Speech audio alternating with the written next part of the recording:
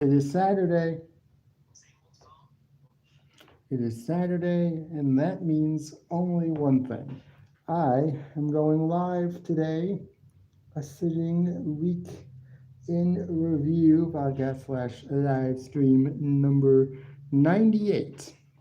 We're almost at 100. Almost at 100 since I've been doing these, and I cannot wait to get to that magic number 100, which will be 2 Saturdays from now. Oh shit! I was gonna do something this week that was a video for this week for my channel. I forgot it. I forgot. But well, I guess it doesn't matter. Well, hey, let's get on with the show. I want to get this over with within at least an hour, maybe an hour and 10 minutes tops. Let's start off with Monday Night Raw. Start off the week as always. We are building towards Clash in Paris. Clash in Paris. In Paris. In Paris. And the opening segment slash match was CM Punk versus CM Punk and LA Knight. CM Punk entered. CM Punk started the show. He basically talked about Seth Rollins, talked about what happened last week when LA Knight was facing off against Seth Rollins for the World Heavyweight Championship and how he interfered in that match. He wants Seth Rollins, obviously. Doesn't take a genius to figure that out. He wants to get his hands on Seth Rollins again. Eventually, LA Knight comes out. LA Knight's like,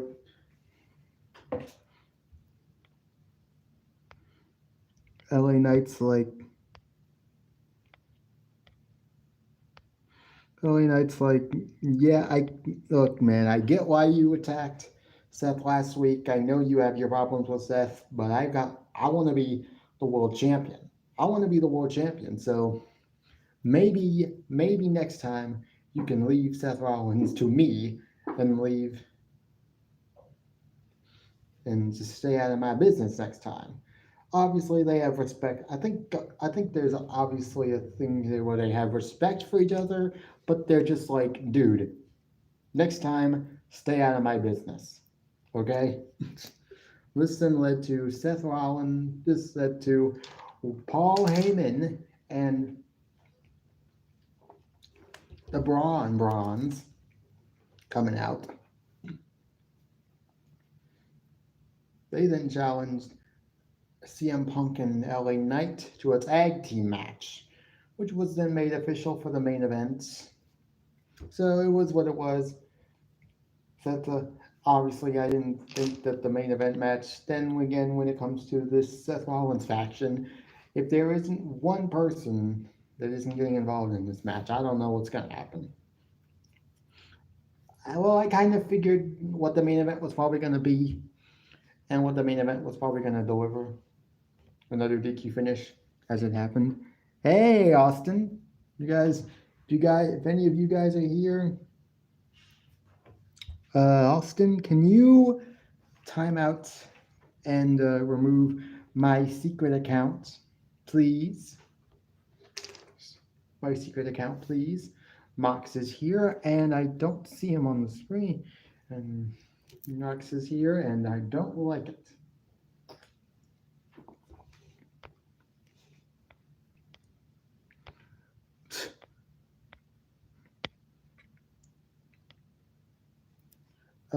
Yeah.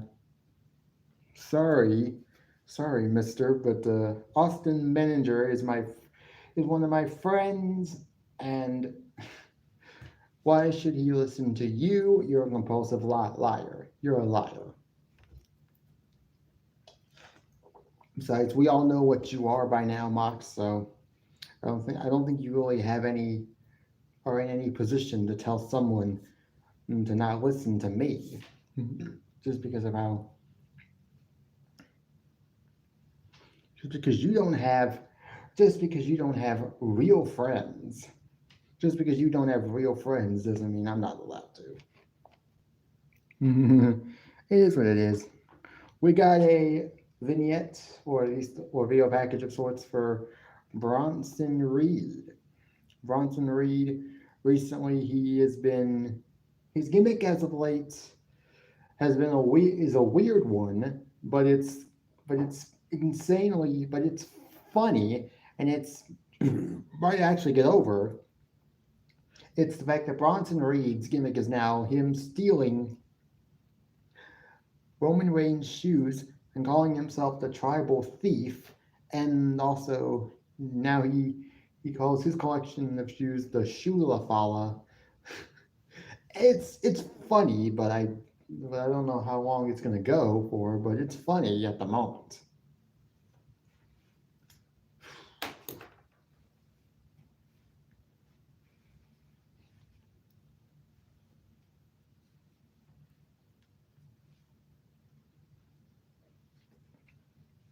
Our first official match of the night, though. Also, after this, we got Dominic Mysterio backstage with the Judgment Day. He's with El Grande Americano. He and El Grande are supposed, and this is the Ludwig Kaiser El Grande. We now have three separate El Grandes apparently on the main roster right now. One is obviously Ludwig Kaiser. The other is Pete Dunne and Tiger Bate, presumably. Judgment Day are a little unsure of why Dominic Mysterio is somehow befriending El Grande or whatnot.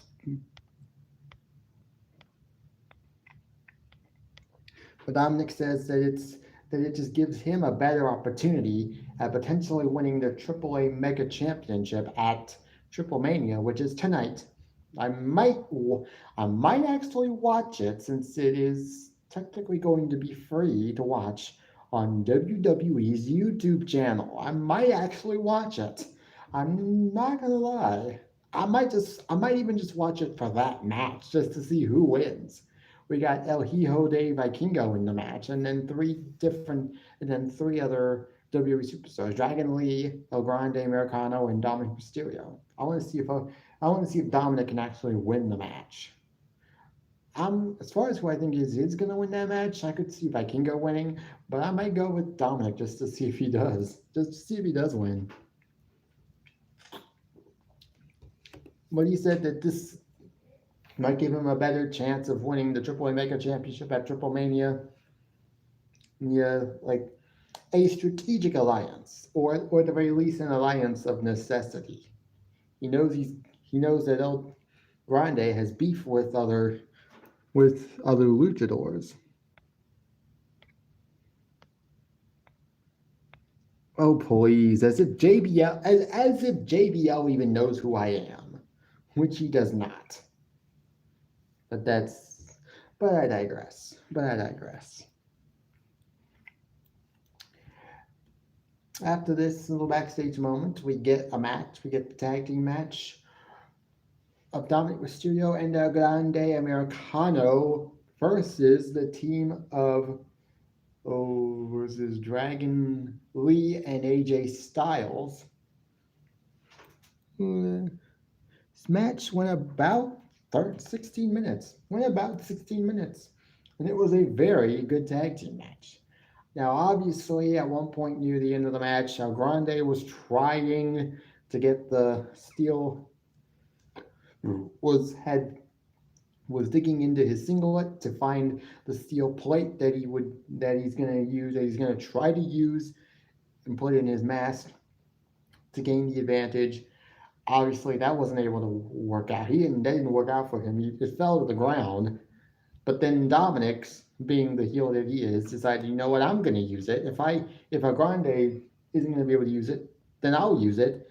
He puts on his lucha mask, slides the metal plate in, and as soon as and AJ Styles goes for the pin, gets a 2 count, but then he jumps to the ropes, which Dominic then hits AJ with the steel plate mask. El Grande just falls right into the cover, and it's 1, 2, 3. Dominic and El Grande win. Good for them. Great. Good for them. After this, we got Sheamus. We got Sami Zayn backstage. Sami Zayn is telling Adam Pearce that he's been wanting a shot at the World Heavyweight Championship for so long now. And that he wants to see if Adam Pearce can make a match official for the World Heavyweight Championship, and that he's not. And Adam Pearce basically says, "I can't promise you anything, okay, but maybe after this week we can talk about something. We can talk." Then Sheamus comes in, and he's like, "Oh, that's right. I asked Sheamus to be here, and I'm glad that you're here too, Sami, because Sami, you have a match tonight against Rusev, and he doesn't want Sheamus to get involved in that match and to cause even more chaos than what happened last week. Well, and even Sami Zayn is like, yeah, like, Sheamus, as a friend, can you please stay out of my match tonight? Well, he was able to do this. Well, we got the match. Went about 10 minutes.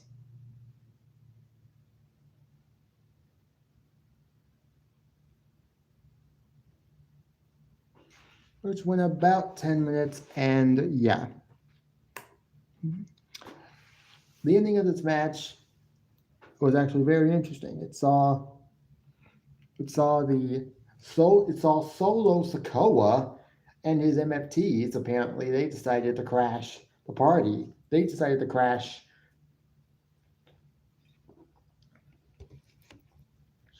the show and attacked Sami Zayn, following Sami Zayn's impromptu showcase in Montreal against Solo Sikoa this past Friday night on SmackDown.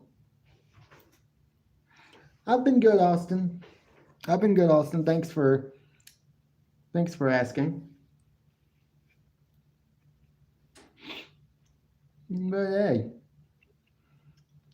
after this though, we got Sheamus then comes in all of a sudden and just attacks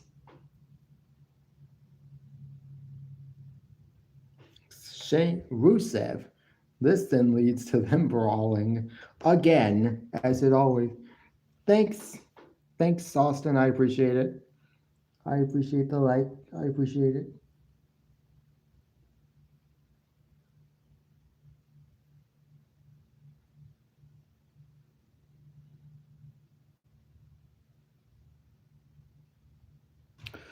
Yeah, that's how that ended, and I guess I kind of expected that to happen.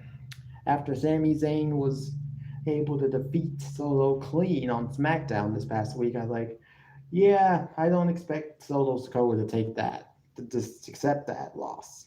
You know he's gonna have a receipt coming for Sami. And now, as of last night, it's been made official that Sami Zayn is now on SmackDown permanently.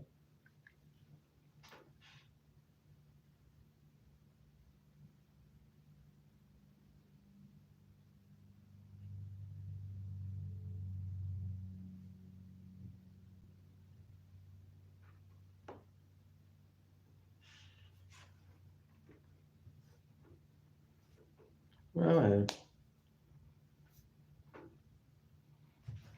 after this, we got Roxanne Perez. Io Sky was backstage. She was originally set to face Naomi tonight in a match. Now, I don't know what happened. What happened? She was pulled from the show. Naomi was.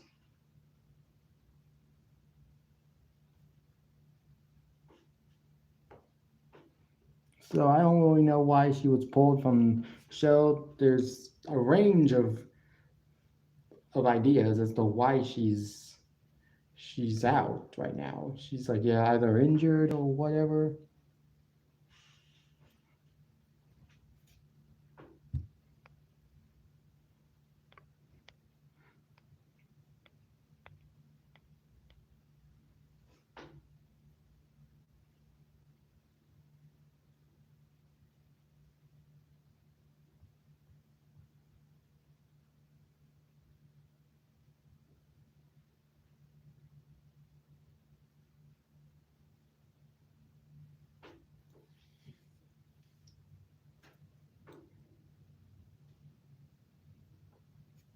Hey, but it is what it is.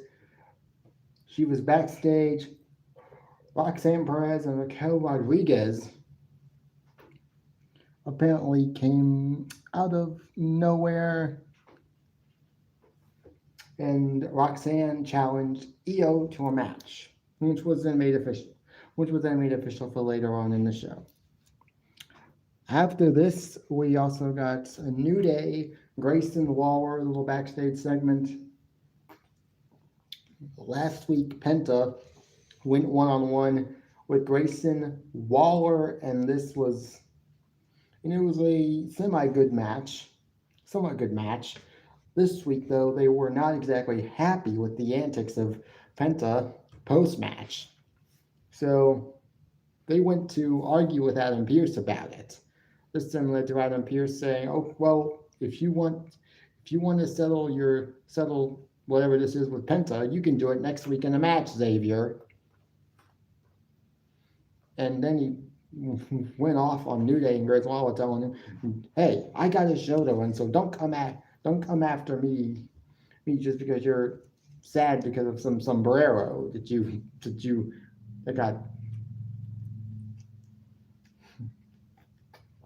or whatever. I'm actually kind of liking this New Day Grayson Waller pairing. Might be better than a Down Under. We will see.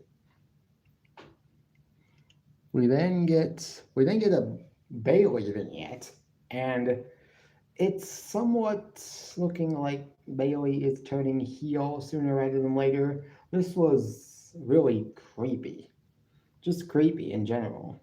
And I don't know what it was, but this vignette was pretty darn good. It was pretty darn cool. 4 likes. Thank you for the 4 likes. Can we get it to 5? At least 5. That's all I usually like. That's what I will usually accept is 5 likes minimum. And then what comes after that, I'll accept it. But yeah. This vignette for Bayley was really, really good. And so I fully expect her to turn heel. Eventually. Almost immediately after this, we got a Lyra Valkyria interview segment. I think it was Kathy Kelly. Kathy Kelly just decided to just outright ask Lyra what she thought of that vignette from Bayley, the words from Bayley, and Lyra was definitely a little shocked and surprised. Like she didn't know that that's how Bayley felt, or and this and that, but that it's no longer her problem because she's focused on herself now, and she doesn't want to have to deal with Bayley and any problems that she may have. Well, I'm guessing you're gonna probably have to worry about them at some point.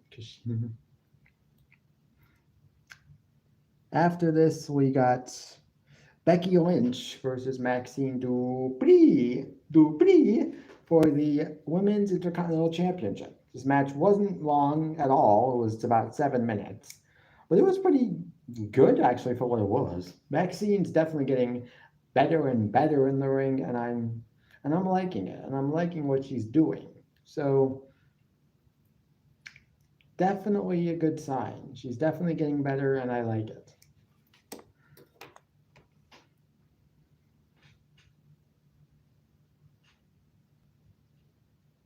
Now, if you're looking at, hopefully trying to get an answer as to why I'm constantly looking down, it's because I'm looking at my notes.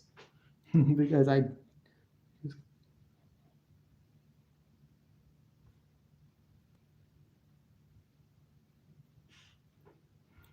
Yeah, this match was about 7 minutes. Didn't last long, didn't need to.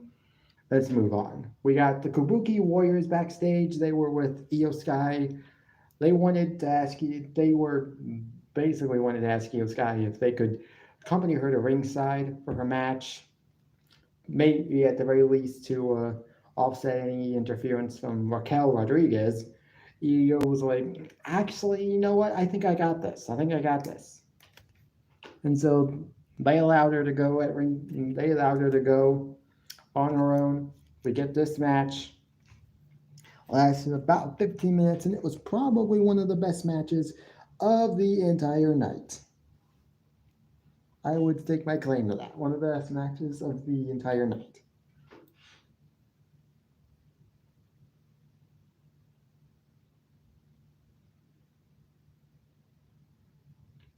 In about 15 minutes, at one point, the Kabuki Warriors actually did come out here,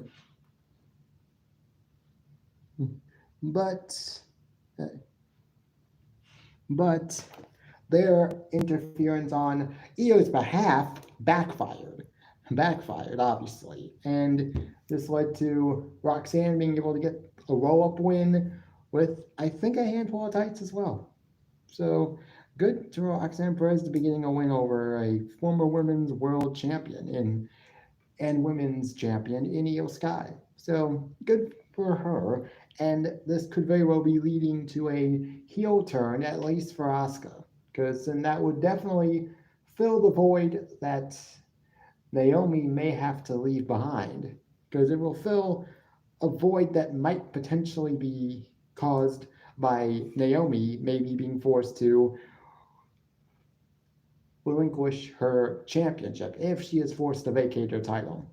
Because now, from what I've heard, she's supposed to be on the next edition of Monday Night Raw to discuss the state of the Women's World Championship. So, hoping that whatever's wrong with her is not too serious. But if it's what I think it is, then I'm all more than happy for her, and I understand why she's going to need to relinquish and vacate the title if it's what I think it is. But I'm not going to speculate anything. But who knows? I don't know, but who knows? Could be possible that Big Jim didn't proceed with caution.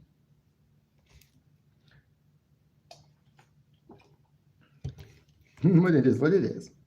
We got the main event: LA Knight, CM Punk versus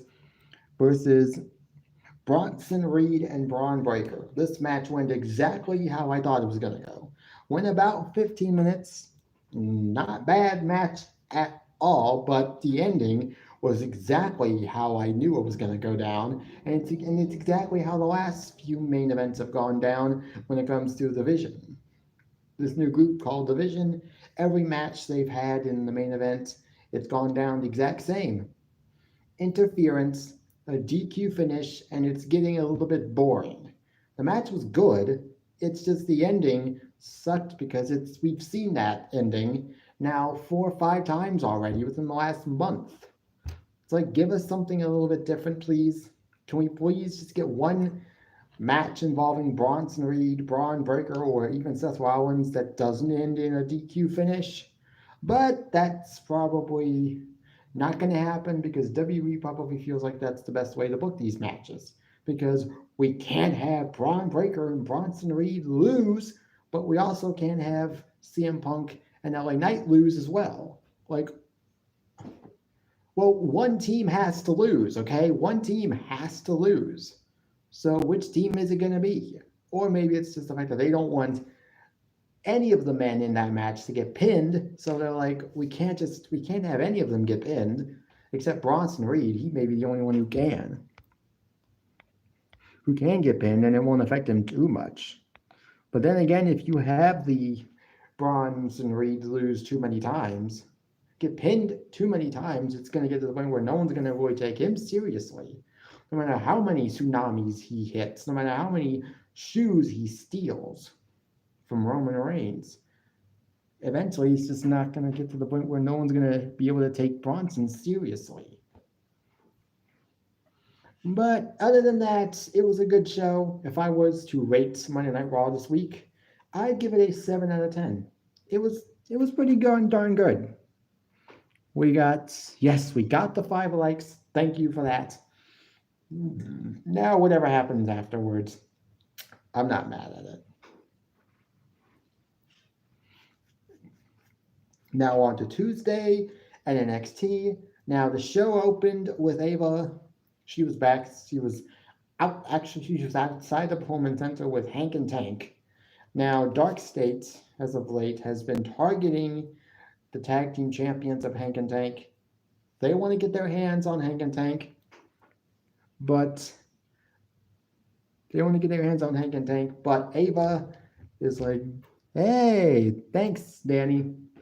Mox has been in rare form today so far. So far, I've seen Mox in rare form today. Him and his fake accounts are just gonna keep coming here, and they're gonna keep. Yeah, I know. It's like, I'm like, doesn't this guy have anything better to? Actually, no. Not this guy. This kid. What does this kid have nothing else better to do with his life than to torment me 24/7? Because apparently that's the only thing he does now. Is target me every Saturday. Every Saturday I see like at least 3 or 4 of his fake accounts come in here, and I'm always just, yeah, I saw that. Yeah, I'll be there. I'll be there, Danny. I'll be there for tonight's live stream. Now, Moxley, don't get any ideas.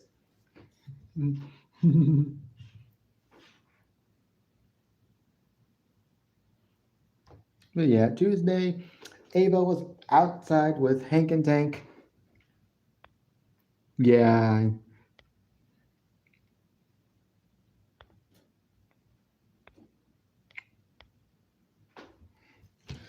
I'm angry because you keep coming in here and keep trash talking me when it's literally having no effect on me. And this is basically your life now. This is your life. Your life is made up of hate bashing me for no reason whatsoever. You just hate me, and I don't even know why. I still don't know why, but this is your life. There's nothing, you do absolutely nothing but YouTube and X, because I know you have at least, well, I know you had 2 X accounts. I got one of them suspended. Ha ha ha. You really should be careful about what you post on X, because a lot of it could be construed as hate. Well, I don't know why. Well, yeah, that's the problem. I hide them, but they keep coming back. It's like, what? Like, how many times do I have? I've had to hide that Badass Vince account like 4 different times, like 3 or 4 different times already. Like, did he just like have a gazillion of them, of those accounts, and he just every time I time one of them out, he just comes back with another one, with another Badass Vince account? Who knows? But let's get on with the show. Ava was outside with Hank and Tank to start the show. Dark State had a match against. See, again, I don't know why he's here, why he keeps coming back even after I hide him the first time. Ava's Mox keeps. I'm trying to get this live stream over with, but Mox keeps coming in and keeps interrupting me. Well, Danny, you know what to do. You're my managing mod. I think what I can do right now is just allow you to be the one that times out everybody, because I'm getting tired of constantly being interrupted by Mr. Mox, who apparently has no life, who apparently has no life. And you've now said that 3 times, Mox, and like, not gonna happen, not gonna happen. No, Austin said that he pushed the wrong button, which I do appreciate. But he has been pretty good, doing pretty good recently with hiding the fake accounts when they come.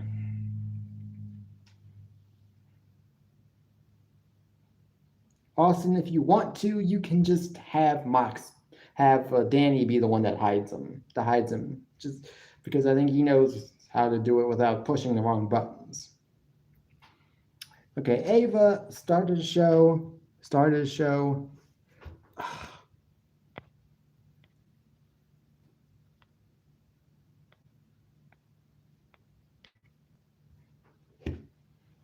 Ava backstage is outside with Hank and Tank. Dark States have a match in the main event against Trick Williams, Olafemi, Javon Evans, and TNA's Moose. It's okay. It's okay, Austin. I appreciate you being here, and I appreciate you timing out the fake accounts when nobody else is here to do it. Because recently you've been the only mod to actually come on to my live streams as of late. But I appreciate everybody that does come. So hey, 6 likes. Can we maybe make it up to 10 by the time this live stream's over with? Who knows? Ava wants Hank and Tank to stay out of that main event match and does not want them to get involved. Well, it's okay. Keep saying that, Mox, and it'll never happen, but it'll never happen. Hank and Tank, they promise not to get involved in the main event match. But the way they said it, Ava basically had to remind them twice. Even after they initially said, we'll stay out of it. She then had to say it twice, 2 more times, just to get the point across, because she probably felt like they weren't actually being serious the first time they said it. Yeah, like, we really will stay out of this match. And they did. The opening match, Charlie Dempsey versus Joe Hendry. This was a bit of a squash match. It was 4 minutes, about 4 minutes. It was good. It was what it was. Nothing special. Congrats to Joe Hendry for getting a win. Don't know what he was doing on NXT, but it is what it is. We got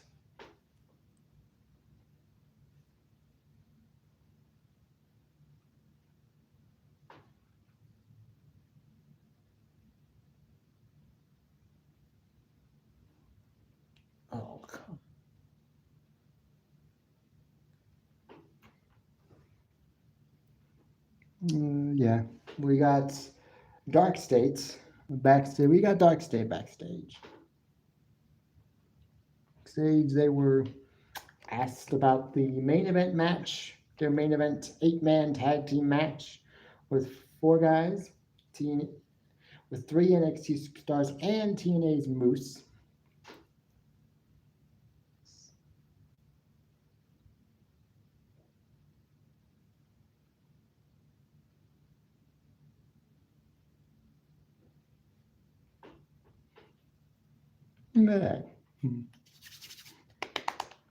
We got after this backstage moment, we got Lola Vice and Kalani Jordan backstage. They were both getting ready for their tag team match later on in the show against Fatal Influences Fallon Henley and JC Jane, the NXT Women's Champion. Both of them were talking about how they need to win the NXT title, women's title, and Lola Vice was also hyping up her match at Triple Mania tonight.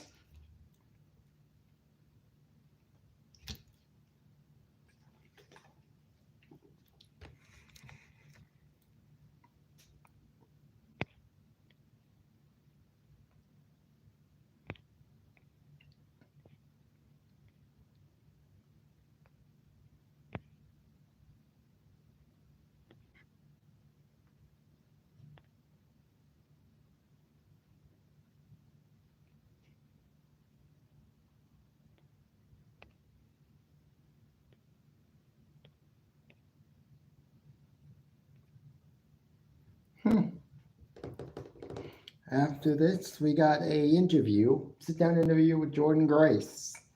She was interviewed. I can't remember who was the one interviewing her, but she was basically talking about being an outsider, having been in TNA and then eventually jumping over to WWE, and talking about Blake Monroe and what she's done since and what she did at Evolution 2, the heel turn.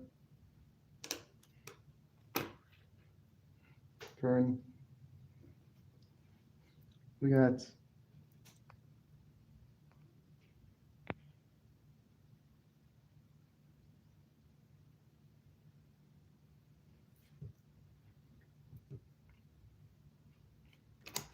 after this we got another video package / vignette for Jasper Troy. Jasper Troy is currently in a feud with Ricky Saints.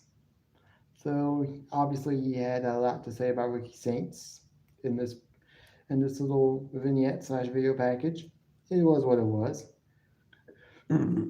Also, we got backstage segments with Chelsea Green. Now, I think it was last week on NXT, Tavion Heights was in a segment with Ethan Page.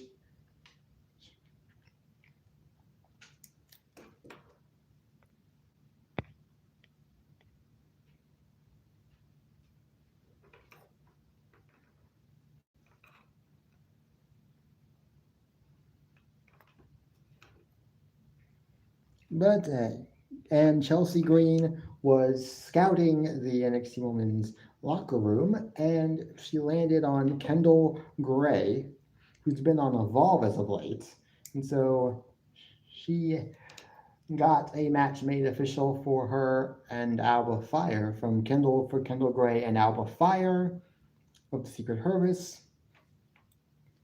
But before that, we got this match. Lash Legend versus Nia Jax. I was very much excited for this match when it was made official. I was like, yes, this is probably the match I'm most excited for this week on this week's NXT. And the match delivered. Went about 11 minutes, which is not bad for a women's match on NXT. And match was very good. We got two really big spots.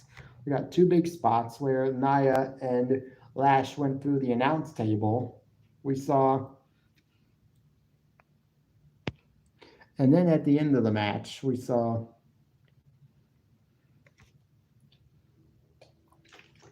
Lash Legend attempt maybe a power bomb, but that didn't exactly go over too well because she was then dropped immediately by the Annihilator.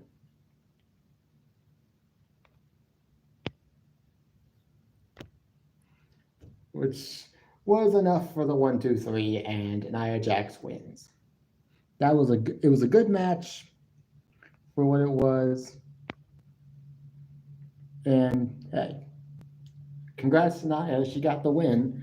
I think this feud will definitely extend a little bit longer. I don't know if she's gonna continue the feud, but it is what it is.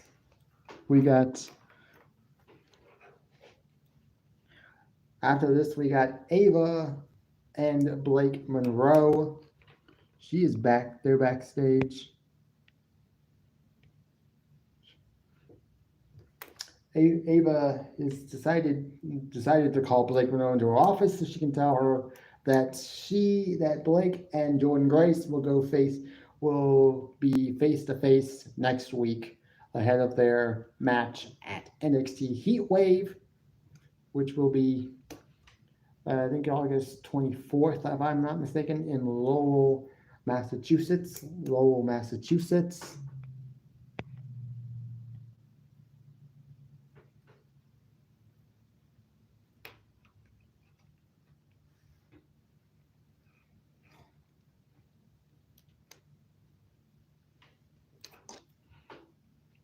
Okay, then we get Alba Fire versus Kendall Gray, another So technically another squash match. This technically another squash match around 4 minutes is what it is. Alba Fire wins. Then Chelsea Green and Ethan Page are out there. Tavion Heights comes out, and while he respects Kendall Gray and what she's accomplished, that's not the superstar he was referring to. The superstar he was referring to was the only women's Olympic gold medalist ever to be signed to the WWE. And then out comes the WWE LFG winner from last season,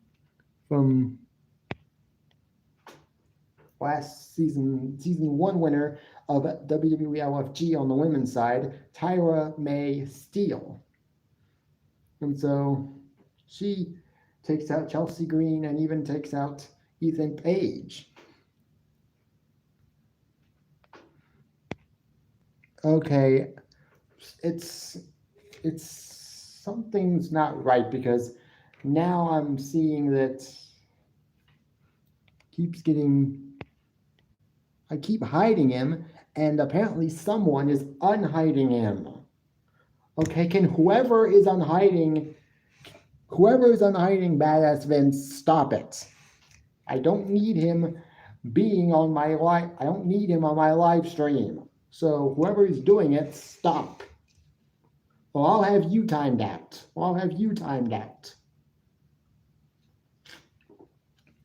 And I know that only mods can do it, so obviously there's a mod on my channel that's doing it, so I need you to stop it.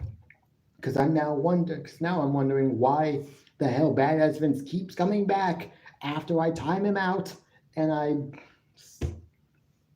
time him out, so he should not be allowed to come back anyways, even if he is unhidden.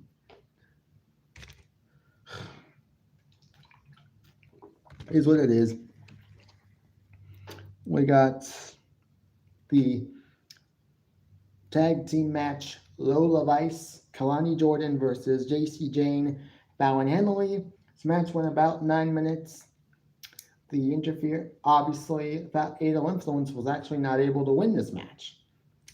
They had Kalani Jordan pin the NXT Women's Champion.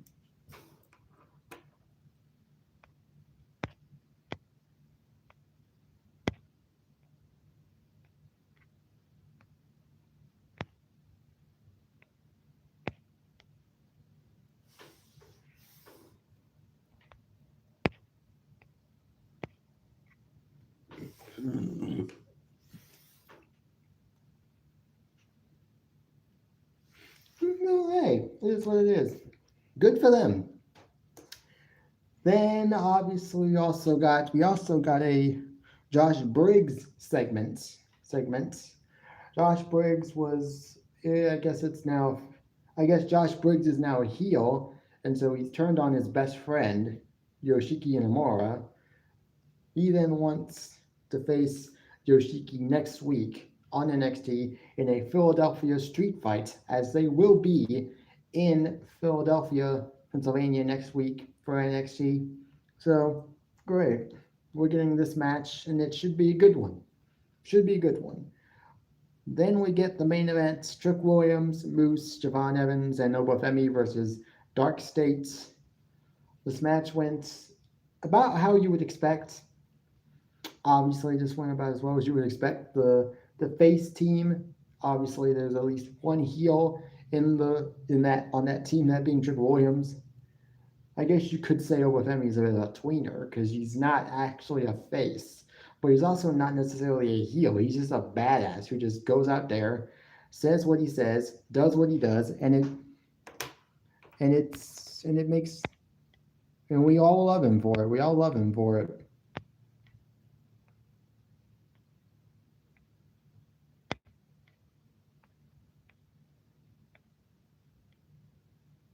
But hey, it is what it is.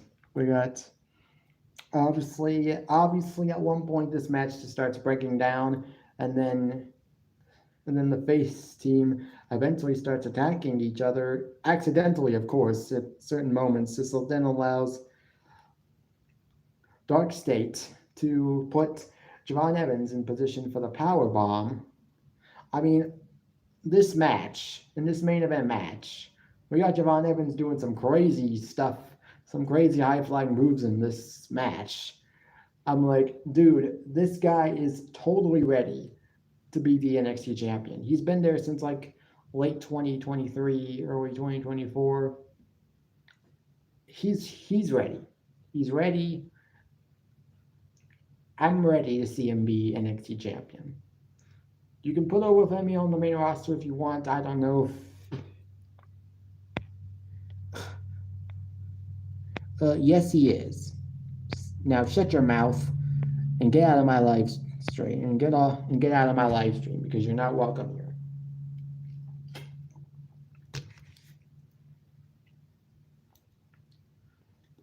But hey, Dark State wins via the power bomb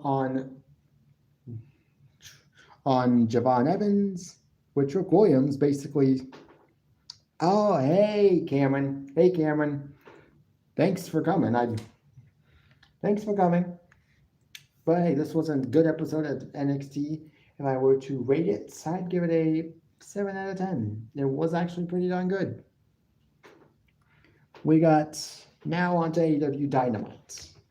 Dynamite this week was a rather lifeless show. Just not gonna say it.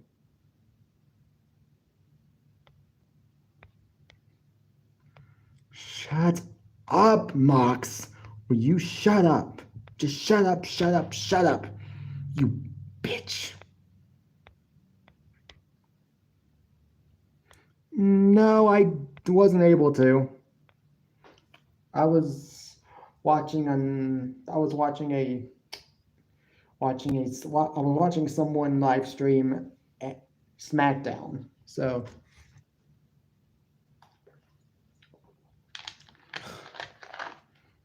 Mox, why were you even born? Why were you even born, Mox? You're not even of value to anybody in this world. Surprised your mother even gave birth to you. Does your mother? Surprised your mother doesn't regret ever giving birth to you.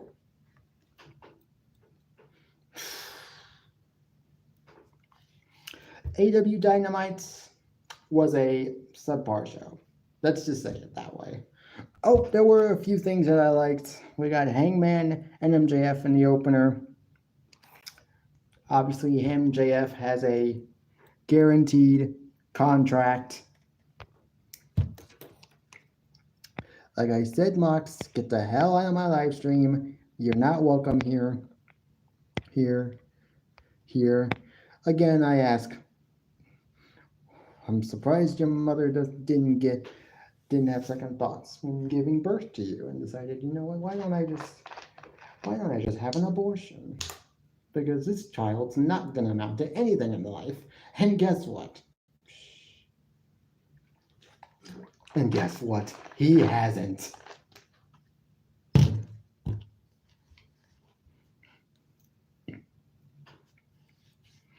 MJF has a guaranteed contract that he won in the Casino Gauntlet match. I think it was at AEW All In, where the winner gets a guaranteed AEW World Title shot. So he has that. He's been targeting MJF. He's been feuding with Mark Briscoe too, but he wasn't on the show tonight. Probably because he was taken out after last week's match with MJF.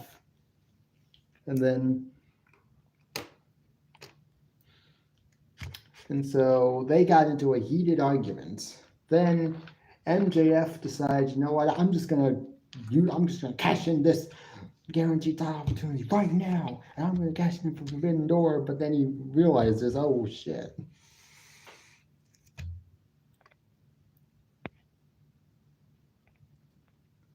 If he does that, he basically is screwing himself, because he's cashing in his guaranteed title opportunity, And if he loses, he can't get another title opportunity. He loses that one chance he has. He could have waited until until Adam Page was done in a title match and then cash in on an already beaten down Adam Page and then win the title easily. But now he's getting a fresh Hangman Adam Page, which I'm guessing is what he did not want. He forgot about that when he impulsively decided to just cash in his title opportunity immediately.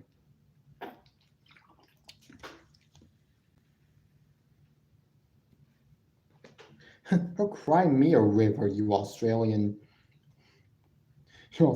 piece of garbage who has no value to life and whose mother should have never given birth to in the first place.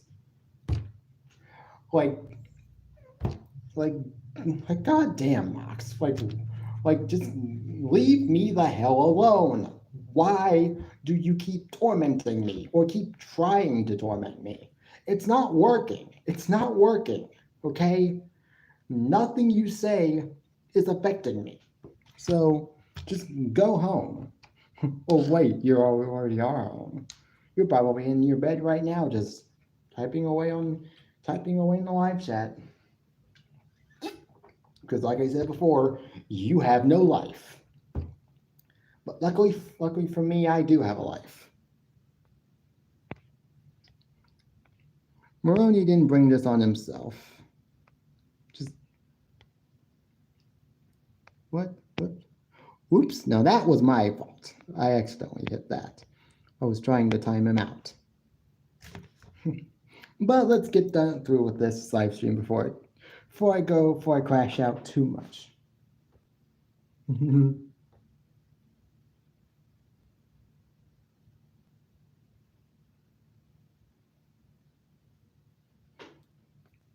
We got Jon Moxley. The opening match was Jon Moxley versus Kevin Knight. This match lasted about 13 minutes.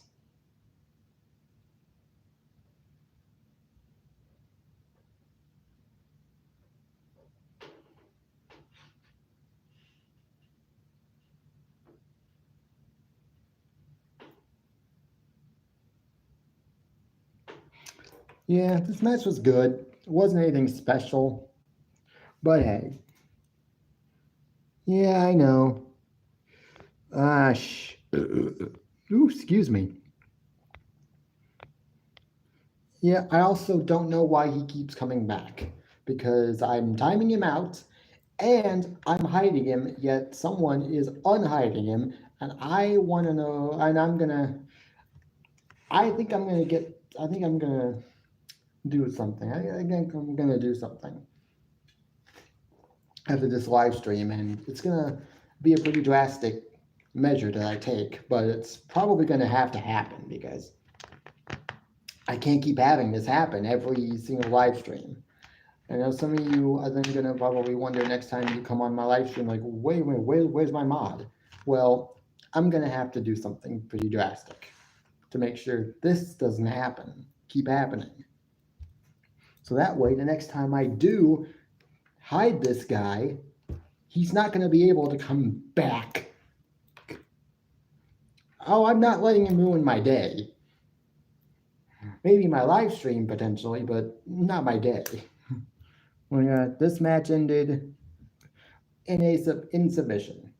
Then we get Jon Moxley. He wasn't done. The Death Riders came out to attack Kevin Knight. This then led to Darby Allin coming out. Then led to Will Ospreay coming out, making his return for the first time in a while.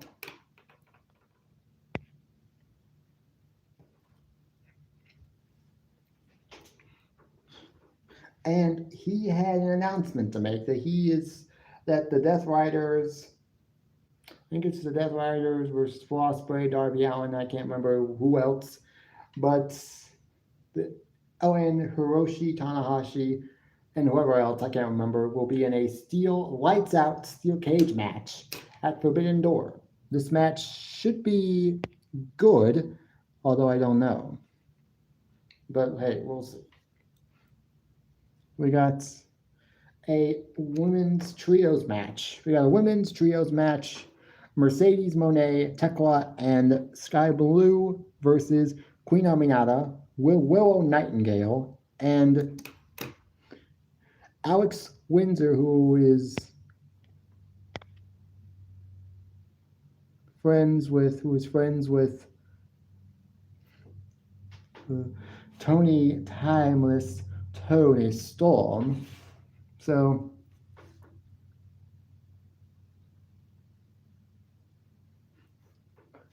well, Cameron, I think what's gonna have to happen is I'm just gonna have to take away everybody's mods. I know you do a great job, but there is a mod that is doing this, and I'm just gonna have to get rid of all the mods, and then we have to reset. I have to do a reset. Or maybe I will keep you as a mod because I do trust you. But I'll have to see who my other mods are. I'm going to have to dwindle down the amount of mods I have. So that way I only have the mods that I trust.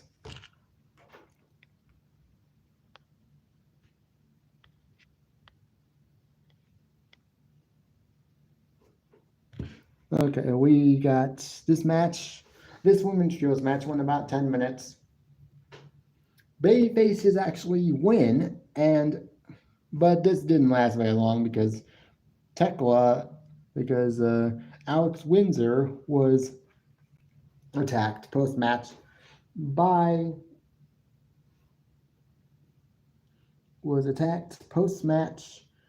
Mercedes Moné. This led to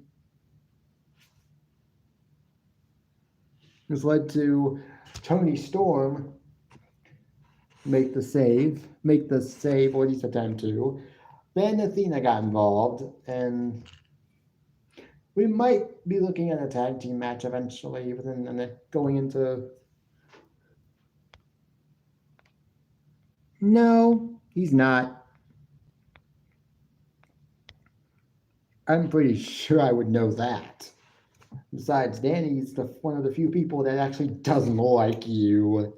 So why in the hell would he unblock someone that he obviously does not like? That's obviously not happening. He's obviously not doing that. I trust Danny to be one of the few mods on my channel that I actually do trust. More than anything.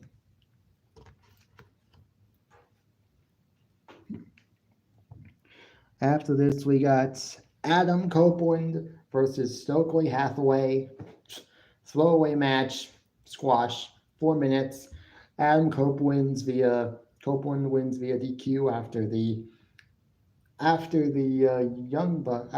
FTR ran in interference. This then basically makes the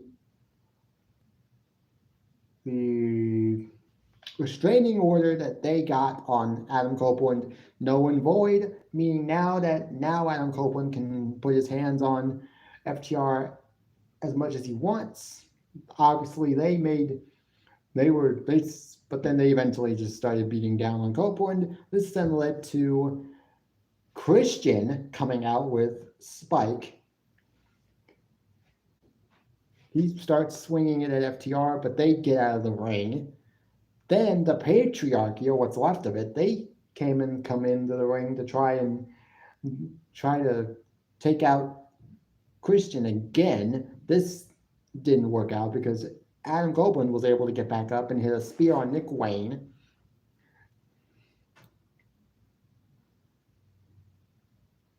Oh, hey, Gerald. Gerald, it's not that I don't trust all my mods, but I think I'm going to have to do a reset. Just do a reset for now. Maybe some of you guys will get your mods back, but I just know that at some point it's gonna have to get to the point where I'm just gonna have to do a hard reset on my mod situation. We got Adam, we got Don Callis family and the Young Bucks versus a 8-man tag team match. Don Callis family of Josh Alexander and the new TNT champion Kyle Fletcher versus the team of and the Young Bucks versus the team of Brody King. I'm not saying of Brody King, Tomohiro Ishii, Hiroshi Takahashi, some New Japan talent, and Hologram. Now, Young Bucks, what's been the most interesting thing about AEW Dynamite actually has been the presentation of the Young Bucks. They've been presented as jobbers recently, and it's not through no fault of their own. It's just they lost their status as EVPs, and now they're being treated just like all the other superstars, which is obviously not what they want. They want to be treated like the EVPs that they are. Oh, Hazy, I might actually make a mod because I do know you. I do trust you. So if there's anybody here who has not hit the like button, if you want to, you don't have to, but I do appreciate the likes when they come my way. This was an okay match. Went about 60 minutes. At one point in the match, the Young Bucks were just so fed up with Justin Roberts giving them the jobber entrance, calling their jobber entrances, that they just decided to just super kick the hell out of him. So that was actually a pretty funny moment. So that definitely cements their heel status right now. Okay, well, hey, I'm glad you were here for the live stream for as long as you could. To those who are here or have been here, I appreciate all of you that were able to be here. We also got Kazuchika Okada and the Swerve Strickland segments. They will be going one-on-one at Forbidden Door for the unified title. Should be a good match. Then in the main event, we got the Ops. This is obviously Powerhouse Hobbs, the World Trios champions. Powerhouse Hobbs, Katsuyori Shibata, and Samoa Joe versus La Faction Ingornable. I think it's Jalisco, Roosh, and Beast Mortos. Match was pretty good, lasted about 9 minutes. The Ops win the match.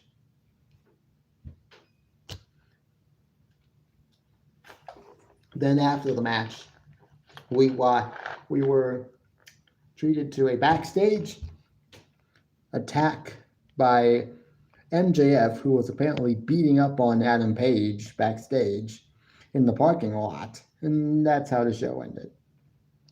MJF standing tall after a parking lot beatdown. So it is what it is. I'd rate AEW Dynamite a 6 out of 10 this week. Nothing good, but nothing bad either. Nothing bad, but nothing terrible, but nothing good either.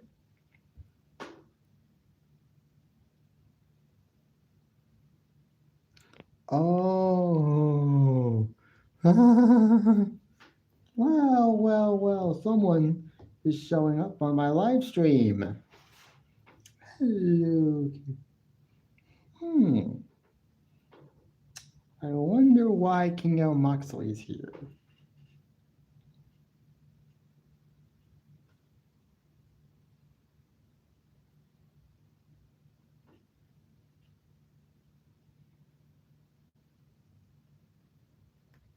Who knows? Who cares? But let's go over the SmackDown for the first for then let's go over the SmackDown.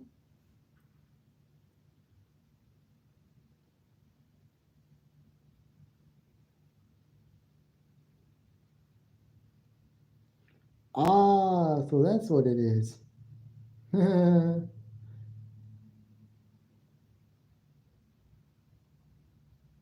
Well, thank you. Well, I guess thank you, King Moxley, but I'm wondering why you're here. Why you're even here. I guess you don't wanna I guess you don't really wanna type in the live chat because you're afraid I might because you're afraid I might hide you. But I will. I'll hide you eventually. I'll hide you. Oh, okay, yeah. Badass Vince is being unhidden by King L. Moxley. So he's unhiding himself. Great. Great. The opening of this SmackDown was Solo Sikoa and Sami Zayn. And Sami Zayn. Solo was talking about last week's match with Sami Zayn that he lost.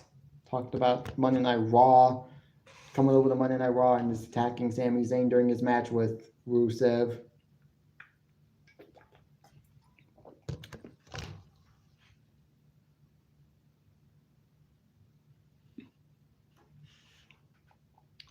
And it is what it is.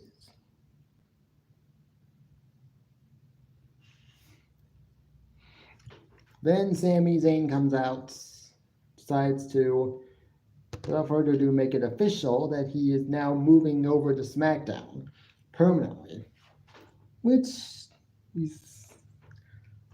Cesaro Sikoa does not take well. And he got what I thought was probably one of his best promos, or one of his best deliveries of a promo, where he basically just yelled at Sami Zayn, like, "You're not welcome here. I don't want you here. Get out of my ring. Get off of SmackDown. Go back to Raw right now." And Zayn was like, no. This then led to a beatdown, as always, which then led to Jimmy Uso and Jacob Fatu getting the save, which then led to the main event being made, as Nick Aldis clearly didn't have a full match card presented coming into the show. So, great. We got 6-man tag match. Solo Sikoa, Tama Tonga, and JC Mateo versus Jacob Fatu, Jimmy Uso, and Sami Zayn in the main event. First match was Piper Niven versus Alexa Bliss. This was a nice little match, went about 7 minutes. Alexa Bliss won, but then the Secret Service and Chelsea Green tried to run interference, which led to Charlotte Flair getting involved in this match, which then led to the two of them getting beaten down, that being Alexa Bliss and Charlotte Flair. So it is what it is. That's how that ended. We then get backstage segment with Tiffany Stratton and Jade Cargill. They're arguing. Obviously, Jade wants another match for the title. Don't know why anybody would want to see another match between them, but it is what it is. And then we get Nia Jax.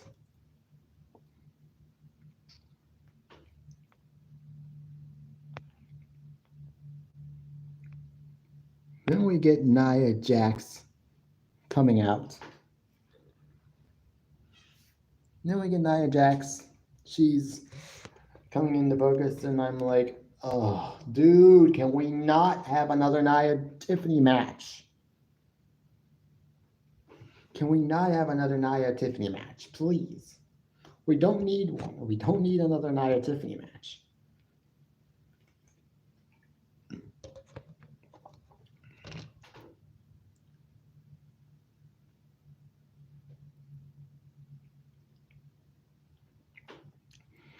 Well, looks like we might be getting another Nia Tiffany match, and nobody really asked for this, but I guess we're gonna get it anyways. We do not need another Roman versus Brock match. I can tell you that right now. That's exactly what we don't need.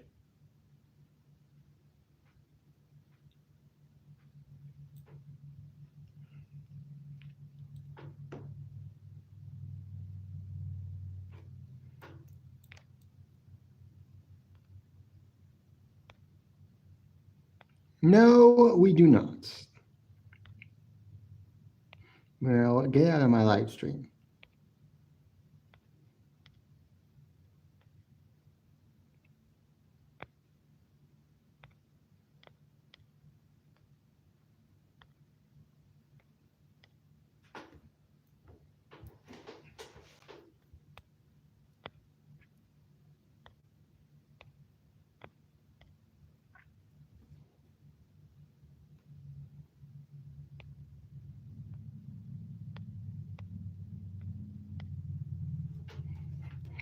We got Mello Don't Miz.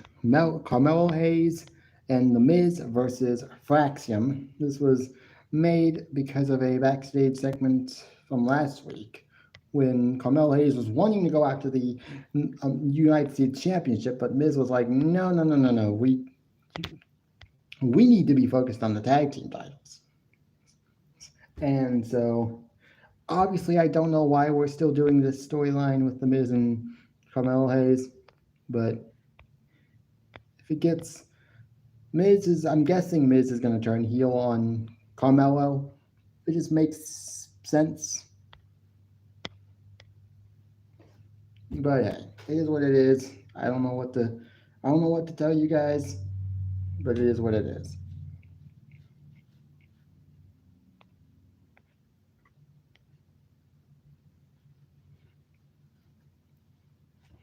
We got it was a good match. It was a good match though. 12 minutes is what it is. Mello Don't Miz won the match, but the ending saw Miz steal the win from the hometown kid, Carmelo Hayes, they were in Boston, and it was wait, they were in Boston, and John Cena didn't even make an appearance. Okay, but hey, it's what it is. Mello Don't Miz win, but I'm guessing they're not going to win for much longer because after this we got a backstage segment with the Motor City Machine Guns, and the match between them was made for next week. Great. We got Aleister Black interviewed backstage with Byron Saxton. He was happy that his childhood hero John Cena is back to being normal John Cena, babyface John Cena.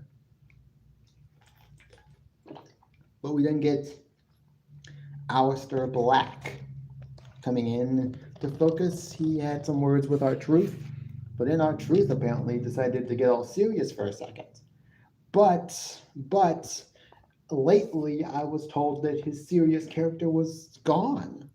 Like, I thought serious R-Truth was gone. Like, why did R-Truth get serious tonight if that part of his character was gone? Oh, I guess the rumor of him having a potential split personality gimmick where he is comical at times but then also serious at other times actually is true. So yeah.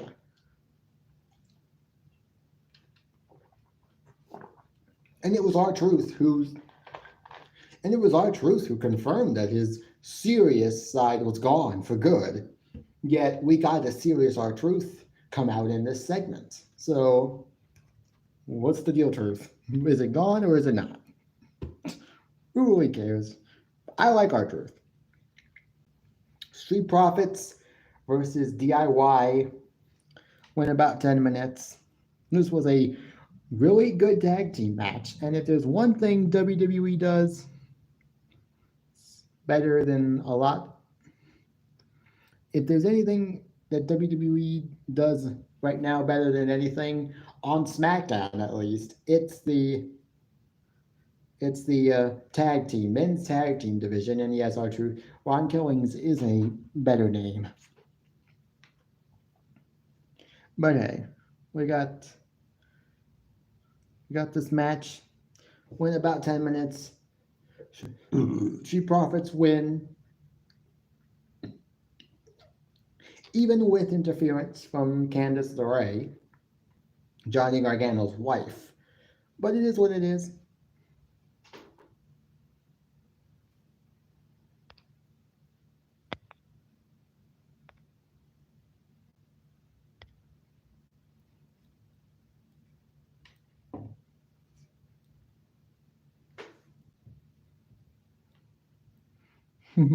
Yeah. After this, we got a backstage segment with Kiana James and Tiffany Stratton. Tiffany Stratton was walking backstage. Kiana James walked up and offered her services to Tiffany Stratton, who respectfully declined. Kiana James then made it perfectly clear that even though Julia, the client she currently represents, already has a championship, that doesn't mean that she can't go after Tiffany's title as well. After Tiffany walked away, we got Michin come out, and Michin's like, could you please, if you would have at least taken my calls, you would have realized that I've got next when it comes to me, comes to Julia. Kiana's then like, well, we'll see. And that's how that ended. It is what it is. We're getting potentially new challengers for Tiffany and Julia potentially. So hey, that could be good. We then get a Drew McIntyre promo, and this was definitely a good promo tonight.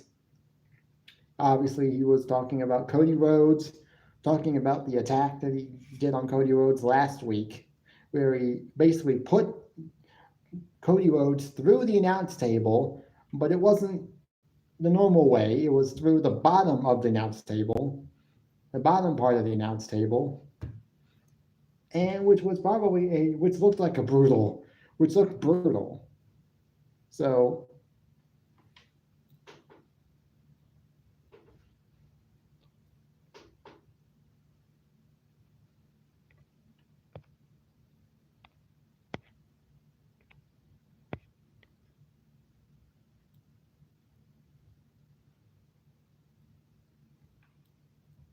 yeah, but this was a great promo. Look, the four things I liked about this Friday Night SmackDown: the opening segment, the two tag team matches, and this promo, and literally nothing else. We got the main event: Sami Zayn, Jacob Fatu, Jimmy Uso versus Solo Sikoa, Tama Tonga, JC Mateo. In about 10 minutes, big faces win.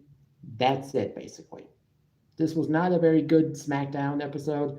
If I were to rate this episode, I would give it a 6 out of 10. Had some bright spots, but majority was not very good at all. So that is what it is. But I hope you guys enjoyed this live stream. I know I enjoyed it. That's just it. So this live stream is over now. So I will see you guys next week. And until next time, I will see you guys later. Bye, guys, and peace out. Yeah, peace out.